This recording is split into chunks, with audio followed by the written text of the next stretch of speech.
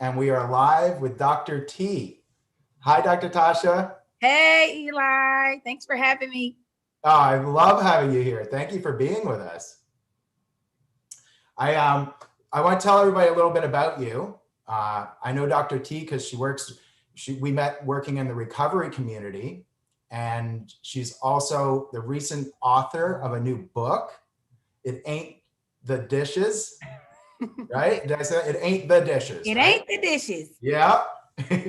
and and you run a how do you call it? It's called drive-by therapy. So you run like a talk show as well. Oh, yes, that's my private practice, drive-by therapy. And I do a talk show every first Thursday with a stand-up comedian. It's very cool at a restaurant. And yes, we call it drive-by therapy. And then, we said it's with the facts and the funny all at the same time, as well as just good company of folks talking about their real lives in a restaurant setting or lounge setting.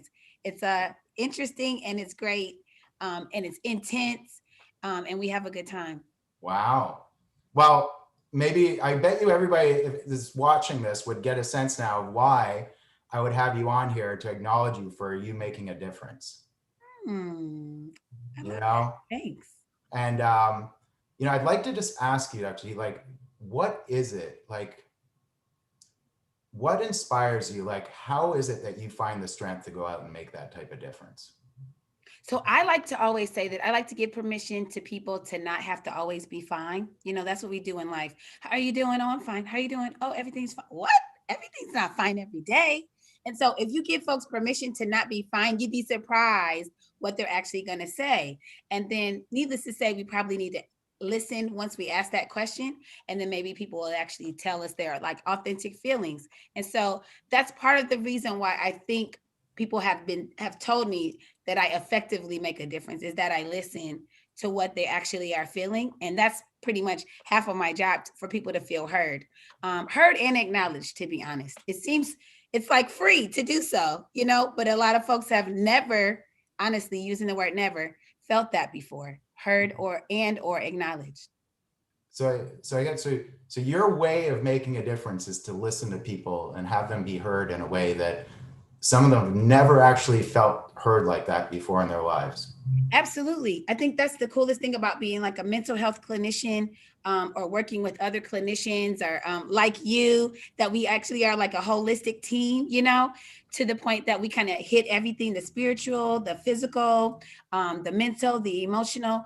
And it's so once you do so, you can finally possibly change the pattern of people's lives because of whatever they saw possibly growing up that's unresolved can possibly be repaired, like in a session. How cool is that? Like in a group, 1 hour of whatever it is that we're talking about to just hit it hard. And it can truly like change the trajectory of your entire life, because it's possible that all you saw was toxicity. Maybe the family secrets were normal. And then it's like, oh, wow, we're actually going to say the things that we mean and mean what we say.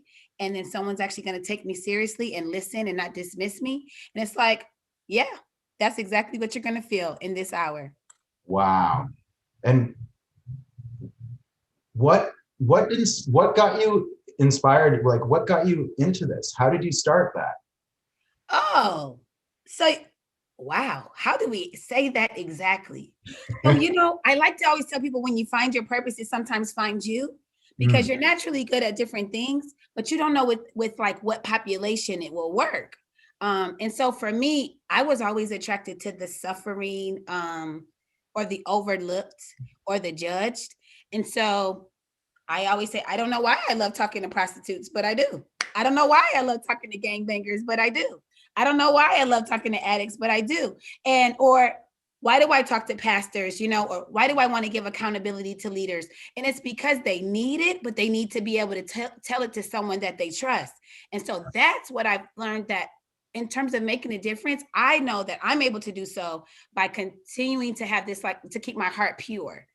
So that whatever the walk of life that I'm actually of the person that I'm talking to, that they trust me, that there's like this instant rapport because my heart is pure. And so, my personality, I keep it pure, but I also keep it raw. So the yeah. only way it comes across and translates is because it's like, I actually believe her. And so what inspires me, unfortunately, is seeing the hypocrisy growing up around me of how do we say, just the do as I say and not what is that saying, which is the most hypocritical even Oh, saying of do as just I say, not as I do. yeah, I'm like, are you kidding me? Kids take Oh, on 80% of what's modeled. So like, no, I'm actually gonna probably continue to do what I'm seeing in my eyes that are in front of me. And so I'm inspired by sometimes doing it kind of differently than what I saw. I didn't want, there's a few things I didn't want to repeat growing up. And that was deception, you know what I mean? Manipulation, I mean, we can go on and on about the things I didn't want to see. Even the idea of negativity, of just like there's sometimes even in the Black community, I'm like, you know what? It doesn't have to always be a struggle. You know what I mean? I nope. mean, there are things that we have to deal with just coming out the house. It's true. However, then there's that place of agency, you know what I mean, where you can actually kind of change what it is that you actually are going to require of others that are around you. And so that's my thing about encouraging the things that I sometimes didn't see growing up or didn't even feel that I want to give to other people. You know, what I hear is courage. I hear passion. I hear a voice, like a stand, to actually be willing to get uncomfortable and to Oh be an yeah. interruption to the ordinary way of life that life is going, and that you are willing to be the type of person that interrupts that ordinary way and does it whatever way they can. You don't, it's your mission to make a difference has you be unapologetic. Oh And I yeah. love it.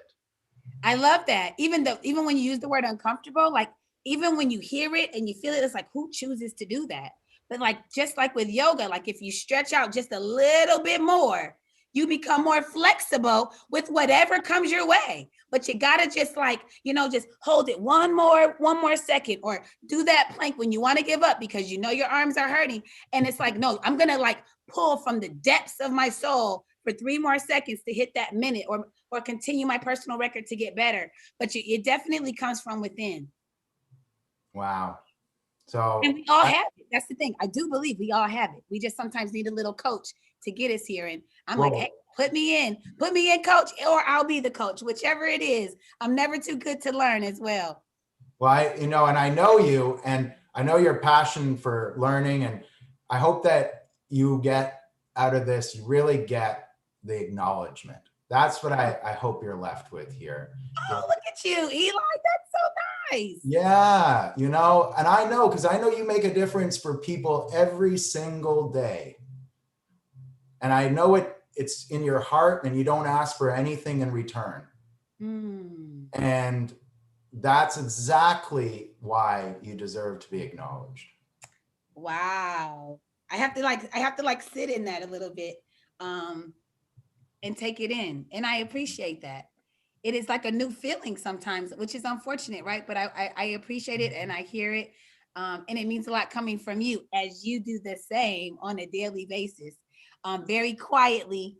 I know I've seen you even after group is over. There's that 10 more minutes left with whomever, male or female, young adult or a seasoned person older than 65, 45, and it's like it's never like it's time to go. It's like, no, I'm not ready yet because this person is still kind of hungry to learn and I'm going to give them just one more crumb. And so I appreciate that coming from you. Wow.